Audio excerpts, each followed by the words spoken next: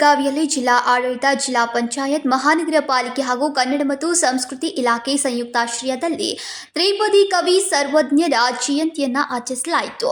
ನಗರದ ಕುಮಾರ ಗಂಧರ್ವ ರಂಗಮಂದಿರದಲ್ಲಿ ನಡೆದ ಕಾರ್ಯಕ್ರಮದಲ್ಲಿ ತ್ರಿಪದಿ ಕವಿ ಸರ್ವಜ್ಞರ ಭಾವಚಿತ್ರಕ್ಕೆ ಗಣ್ಯರು ಪೂಜೆ ಸಲ್ಲಿಸಿದರು.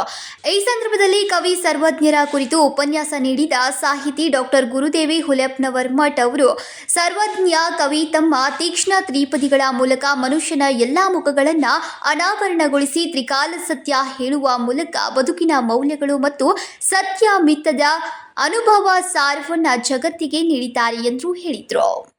ಅದ್ರ ಜೊತೆಗೆ ಸಜ್ಜನರ ಸಂಘದ ಬಗ್ಗೆ ಹೇಳ್ತಾರೆ. ಒಳ್ಳೆಯದನ್ನು ನೋಡುವುದು, ನೀವೆಲ್ಲ ಅದಿರಲ್ಲ, ಈ ಒಳ್ಳೆಯದನ್ನು ನೋಡುದು, ಒಳ್ಳೆಯದನ್ನು ಮಾಡುದು, ಒಳ್ಳೆಯದನ್ನು ಕೇಳುವವರು, ಒಳ್ಳೆಯದರ ಚಿಂತನೆಯಲ್ಲಿರುವಂತವರು, ಅಂಥವರ ಸಹವಾಸದಲ್ಲಿ ನಾವು ನಮ್ಮ ಆಯುಷ್ಯವನ್ನು ಕಳೆದ್ರೆ ಅದು ನಿಜವಾಗಿಯೂ ಭಗವಂತನಿಗೆ ಪ್ರಿಯವಾಗ್ತದೆ, ಸಾರ್ಥಕವಾಗ್ತದೆ ಎನ್ನುವಂತ ಮಾತನ್ನ ಅನೇಕ ತ್ರಿಪದಿಗಳಲ್ಲಿ ಸರ್ವಜ್ಞ ಹೇಳಿದ್ದನ್ನು ನಾವು ನೋಡ್ತೇವೆ. ನೀವು ನೋಡಿರಿ, ಈಗ ಹಾಲು ಇದೆ.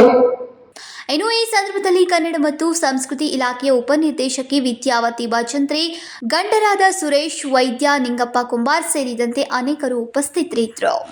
Vinod Kolkar, KMM Kannada news, Belagavi.